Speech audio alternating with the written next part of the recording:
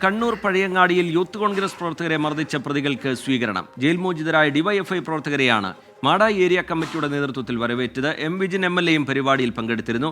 സജോ ദേവസ്യ ചേരുന്നുണ്ട് വിവരങ്ങളുമായി കണ്ണൂരിൽ നിന്ന്. സജോ, നേരത്തെയും പ്രതികൾക്ക് CPIM സ്വീകരണം ഒരുക്കിയതാണ്. ഈ സംഭവത്തിന്റെ വിശദാംശങ്ങൾ എങ്ങനെയാണ് സജോ?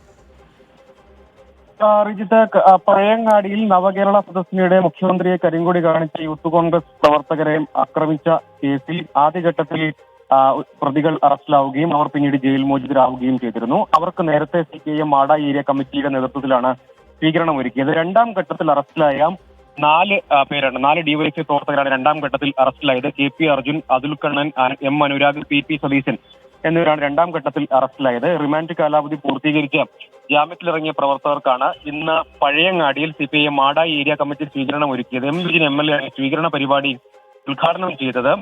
ജയിൽ മോചിതരായ പ്രവർത്തകർക്ക് നേരത്തെ ഒരുക്കിയതിന് സമാനമായ സ്വീകരണം വലിയ തോതിൽ പ്രവർത്തകരെ പങ്കെടുപ്പിച്ചുകൊണ്ട് അഭിവാദ്യം അർപ്പിച്ച് മാലയിട്ട് സ്വീകരിക്കുകയും ഒരു പൊതുയോഗം പഴയങ്ങാടിയിൽ സംഘടിപ്പിക്കുകയും ചെയ്തു.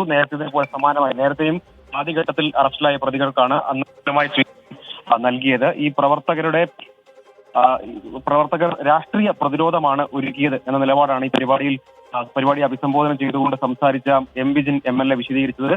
ഈ പരിപാടി ബഹിഷ്കരിക്കാനായിരുന്നു UDFന്റെ തീരുമാനം. അതിന് വിരുദ്ധമായും സംസ്ഥാനത്തെമ്പാടും വലിയ തോതിൽ അക്രമ സമരങ്ങൾക്ക് ഒപ്പുകൂട്ടുന്നതിന്റെ അരങ്ങൊരുക്കുകയായിരുന്നു പഴയങ്ങാടിയിലെ കരിങ്കൊടി പ്രതിഷേധം. ബഹിഷ്കരിക്കേണ്ടവർ മാറി നിൽക്കുകയാണ് ചെയ്യേണ്ടത്, ബഹിഷ്കരിച്ചവർ. പക്ഷെ അങ്ങനെയല്ല ഉണ്ടായത്. അങ്ങനെ അതിനെ പ്രതിരോധിക്കാനാണ്, അവിടെ ഒരു അക്രമത്തെ പ്രതിരോധിക്കുകയാണ് ഡിവൈഎഫ്ഐ പ്രവർത്തകർ ചെയ്തത്. അങ്ങനെ പ്രതിരോധിച്ച സഖാക്കളാണ്, അവരെ ഹൃദയത്തോട് ചേർത്ത് വയ്ക്കുന്നത്. അതുകൊണ്ട് അവരെ സ്വീകരിക്കുന്നു. അവർ രാഷ്ട്രീയ പ്രതിരോധമാണ് ഒരുക്കിയത് എന്ന നിലയ്ക്കുള്ള പ്രസംഗത്തിൽ ആ നിലയ്ക്കുള്ള വിശദീകരണമാണ് എം വിജിൻ MLA നൽകിയത്. സമാനമായി മാടായിലെ CPIMന്റെ പ്രാദേശിക നേതാക്കളും ഒക്കെ പങ്കെടുത്തുകൊണ്ടാണ് വിപുലമായ സ്വീകരണ പരിപാടി സംഘടിപ്പിച്ചത്.